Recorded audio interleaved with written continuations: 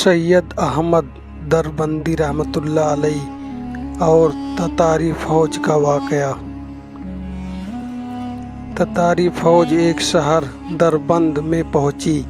वहां एक बुजुर्ग सैयद अहमद दरबंदी रहमतुल्लाह अलैह रहते थे। ततारियों की खबर सुनते ही मुसलमानों ने सारा शहर खाली कर दिया। सिर्फ सैयद अहमद दरबंदी रहमतुल्लाह अलैह और उनके खलीफा मस्जिद के अंदर मौजूद रहे।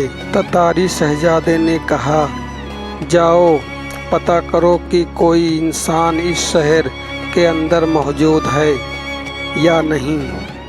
बताया गया कि 2 बंदे मस्जिद के अंदर बैठे हुए हैं। उसने कहा, गिरफ्तार करके और बेड़ियों पहनाकर मेरे सामने पेश करो। हुक्म के मुताबिक उनको गिरफ्तार करके उस शहजादे के सामने पेश किया गया। ततारी शहजादे ने कहा, क्या तुम्हें मालूम नहीं कि मैं आ रहा हूँ? उन्होंने कहा, पता था। शहजादे ने कहा, जब सारे मुसलमान चले गए थे तो फिर तुम क्यों नहीं गए? उन्होंने कहा कि हम अपने परवरदिगार के घर में बैठे थे और उस घर में से हमें कोई नहीं निकाल सकता। शहजादे ने कहा कि तुम कैसी बातें करते हो? हमने तुम्हें निकाला है, हमने तुम्हें बेड़ियाँ पहनाई और हमने तुम्हें मुजरिम की तरह सामने खड़ा कर दिया है। शेख सैयद अहमद दरबंदी रहमतुल्लाह अलैह कहने लगे कि ये बेड़ियाँ क्या चीज़ है। सैयद अहमद बिन दरबंदी रहमतुल्लाह अलैह ने उस वक्त ज़ोर से कहा, अल्लाह। उनका ये कहना था कि जंजीर टूटकर नीचे गिर गई। ये देखकर ततारी शहजादे के दिल पर हैबत बैठ गई। कहने लगा कि मैं आपको इस शहर में रहने की इजाज़त देता हूँ। लिहाजा शेख सैयद अहमद दरबंदी रहमतुल्लाह अलैह ने वहाँ रहना शुरू कर दिया।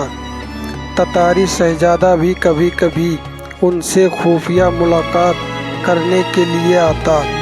अल्लाह ताला ने नूरे फरिश्ते से शेख सैयद अहमद दरबंदी रहमतुल्लाह अलैह को बता दिया कि एक ऐसा वक्त आएगा कि इस शहजादे पूरे मुल्क का हुक्मरान बनेगा। शेख ने शहजादे से कहा कि तुम मुसलमान हो जाओ। उसने कहा, अगर मैं मुसलमान हो जाऊं तो अपने ईमान का इजहार नहीं कर सकता। अगर करूंगा तो मुझे कत्ल कर दिया जाएगा। शेख सैयद अहमद दरबंदी रहमतुल्लाह अलैह ने फरमाया कि तुम अपने ईमान का उस वक्त इजहार कर देना जब अल्लाह ताला तुम्हें हुक्मरान बना देंगे। शहजादे ने हैरान होकर पूछा कि क्या मुझे हुकूमत भी मिलेगी? फरमाया, हाँ, मेरे बातीन का नूर बताता है कि तुम्हें हुकूमत मिलेगी। लिहाजा शहजादे ने वादा कर लिया कि जिस वक्त मुझे हुकूमत मिलेगी मैं अपने इस्लाम लाने का ऐलान कर दूंगा। अल्लाह ताला की शान देखिए कि 30 के बाद उस शहजादे को हुकूमत मिली तो उसने इस्लाम कबूल करने का ऐलान कर दिया।